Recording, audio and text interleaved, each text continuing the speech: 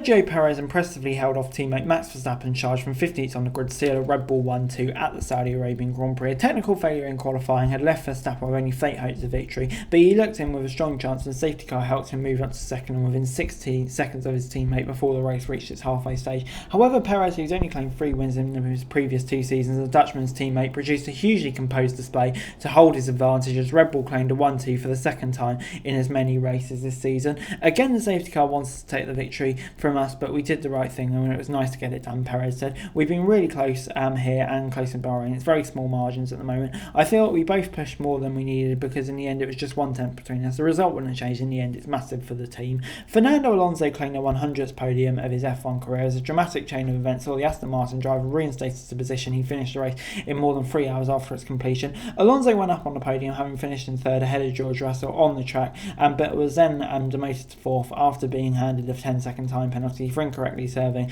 an earlier 5-second penalty he had incurred for starting in the wrong position. Alonso led into the first corner after beating pole sitter Perez off the line, but was soon overtaken by a Red Bull car he simply didn't have the pace to compete with. Alonso had started the race too far to the left of his gearbox, and his second infringement came before the rear jack was in contact with the back of his car while he served his penalty. However, following an appeal, the 41-year-old was given back the place on the ground. The rear jack touching the car did not constitute work being done, meaning no rules were broken. Russell finished ahead of Lewis Hamilton, having rejected suggestions over the team radio he might have to let his teammate pass after the safety car that left the 7-time world champion on a more favourable tyre with a theoretically better chance of casing down Alonso. However, Russell appeared to justify the decision by opening a gap to Hamilton as the Mercedes cars came home comfortably in front of the Ferrari duo of Carlos Sainz and Charles Leclerc, who was left angry after his team feeling he didn't have the right instructions of the safety car. Esteban Ocon finished 8th ahead of teammate Pierre Gasly to complete a strong afternoon for Alpine, while Kevin Magnussen produced a late overtake to snatch the final point from AlphaTauri's Yuki Tsunoda in a move that could prove to be crucial. Verstappen, who was chasing the third successive driver's title and completely dominated the opening Grand Prix of the season in Bahrain earlier this month, having a hugely heavy favourite heading into qualifying after topping all 3 sessions in Jeddah. The Dutchman's dominant form is sure that he remains second favourite and only marginally behind Perez to win Sunday's race despite starting in 15th after a drive shaft failure which saw him made a shock Q2 exit. While Perez briefly held up as he lost out to Alonso at the start, an area of the race that is a clear weakness of his, Verstappen made steady progress throughout the field. As the first round of stops approached, Perez had opened up a 20-second gap to Verstappen, who made it up to 7th at that point. However, the Mexican's advantage snatched away from him when a technical failure on Lance Stroll's Aston Martin brought out the safety car on lap 18, leaving the front runners to all come into the pits and bunching up together once the track was cleared. As soon as DRS was enabled at the restart, Verstappen eased past Russell and Alonso to move directly behind his teammate with half the race still remaining. Given Verstappen had appeared significantly quicker than his teammate throughout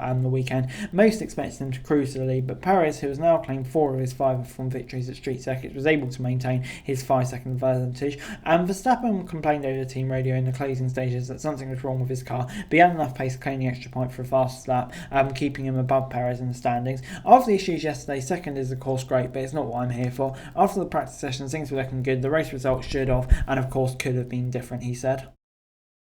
After everything, Alonso remained in his rightful spot as Red Bull's nearest challenger, with his Aston Martin remarkably continued to outperform Mercedes and Ferrari. The Spaniards moved from last year's midfield front-run runners to Alpine, to a team that finished 7th in the 2022 Constructors' Championship. Looks like a master show. And before being reinstated to third, Alonso being highly critical of the FIA for the way the sports governing body has handled his penalty. It doesn't hurt much, to be honest. Alonso said, I was on the podium, I did the pictures, I took the trophy, I celebrated with the champagne. Now I have 3 less points apparently. I think it's more an FIA poor show today, more than disappointment for ourselves. You can't apply a penalty for 35 laps after the pit stop. They had enough time to really inform about the penalty. If I knew, then I would have been able to open 11 seconds the car behind. Today we didn't put on a good show, I think, for our fans. Russell had started third, but his hopes of a podium looked to have gone when Verstappen cruised past him after the safety car. His main focus was behind him, with Hamilton, who had already got past Sainz, benefiting from being on medium tyres, while those around him were on harder compounds, which took longer to walk out, were generally slower.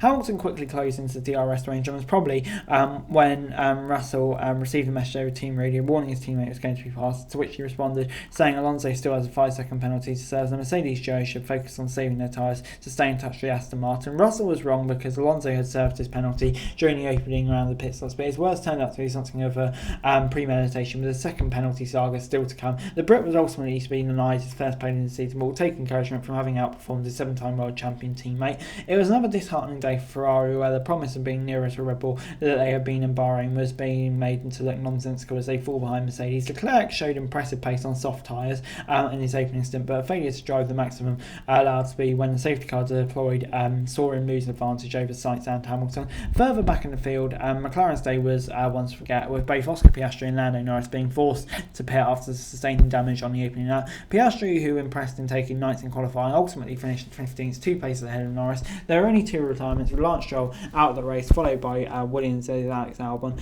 after suffering a brake issue. And yeah, F1 now continues in 2 weeks' time at the Albert Park circuit in Australia. And before I go, let me run you through the final classification from this week's race.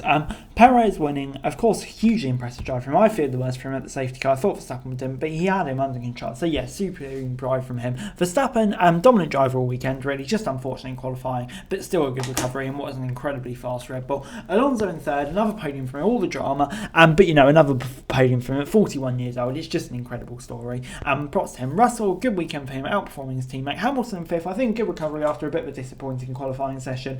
Maybe we'll be disappointed he couldn't get Russell on those softer tyres at the end, but still a good result for Mercedes considering the situation. But Ferrari, their pace was just nowhere this weekend. That was hugely worrying and concerning for them. I really thought they'd have the measure of Mercedes and maybe even Aston Martin, but they were nowhere. So yeah, really disappointed for them. Alpine, good for them to get some solid points this week, kind of maximising their results behind the top 4 teams.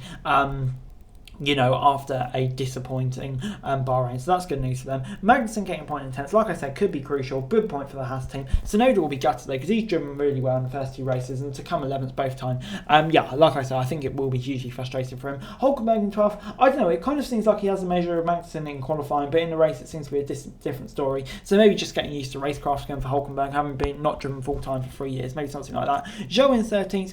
I don't know, he seemed to perform better than Bottas this weekend, but just Alpha didn't have the pace, which will be disappointing after a good showing in Bahrain. De Vries 14th, I'd say an improved weekend for him, still a bit off Tsunoda, and hopefully that will come in time, but still a bit off. And then you've got Piastri in 15th, gutting for him to have that issue on the first lap, because he's been performing well, and even outperformed Norris at the end on older tyres, so he can definitely take some points from this weekend. Sargent in 16th, just a bit of a scruffy weekend. I guess that's going to happen sometimes for a rookie, but it just needs to bounce back. Norris in 17th, and Bottas in 18th, both hampered by damage, but just not a great weekend for either of them. Just didn't really seem to have the pace. Both Norris made a mistake in qualifying as well. Then you got Albon with a DNF, frustrating for Williams, not quite as good as the first race for them, and Stroll in 20th, frustrating again for him because he's got a car to really make some hay with that. So I think he will be frustrated, but still Aston Martin picking up solid points with Alonso. But anyway, guys, that's it for you. Thanks so much for watching. So like, share, subscribe, let's go down and follow the show with daily F1 news and subscribe to the channel. We greatly appreciate it. Thanks very much for watching. Peace.